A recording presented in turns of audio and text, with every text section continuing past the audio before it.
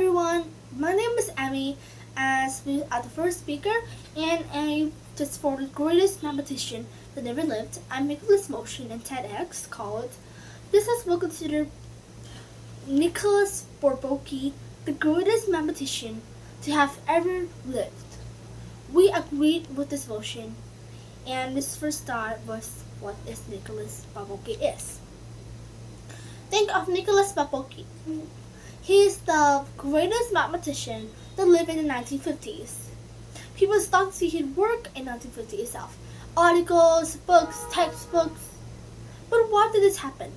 A group of students found the textbook so annoying and so disqualified that they decided they're going to make another one, which is absolutely a bit very surprising and very intelligent. They had to use some of the groups or some people to understand about this knowledge and logic to make up new textbooks. Mathematician. I don't really know to remember this name, but I think they have to build this name called Nicolas Bourbaki, a real joke. But it means that something is really spectacular in the name. Even though, like, Nicolas Bourbaki didn't want to live, but they said that even though he was imaginary, he's still the greatest mathematician. And they accepted it. It's not with that definition. Nicolas Bourbaki is somehow this man that created a textbook. But absolutely, it was not really man as imaginary. Second of all, it's mathematician.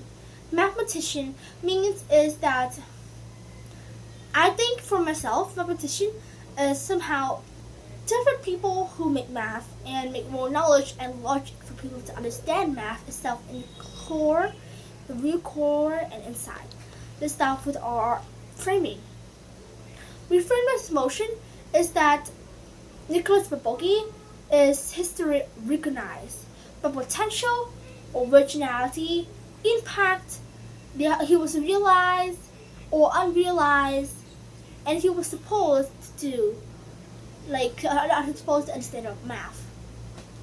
And we also say it today. Its capacity is not recognition.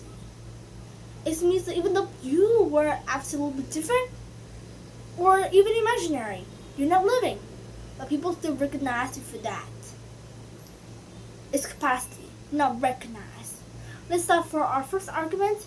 Its greatness is defined as potential, not freedom.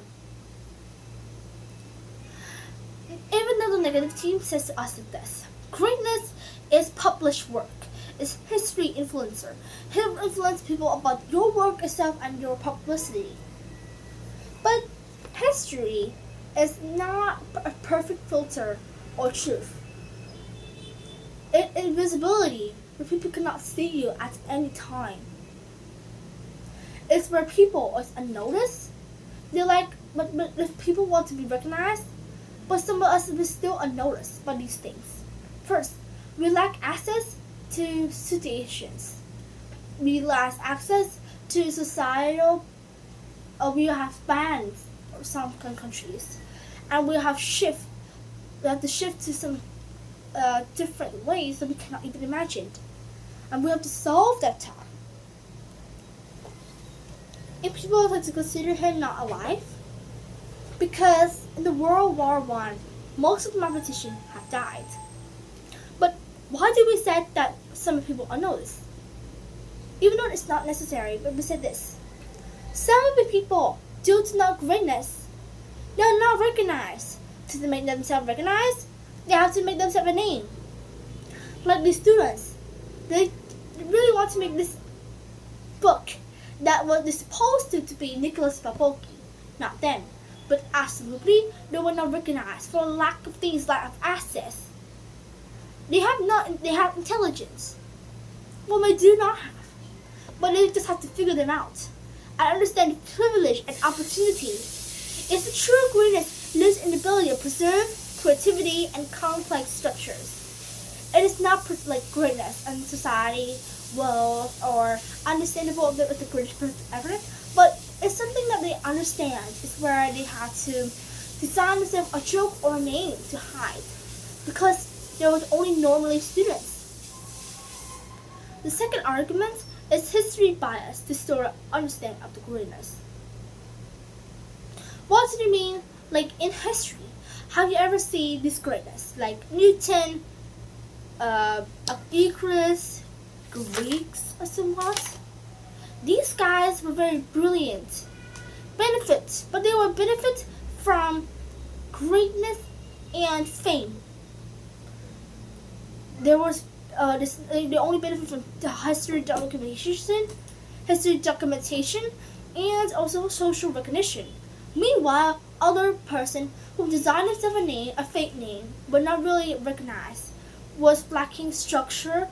They lacking education quality, inequality. They lose access to platforms like us.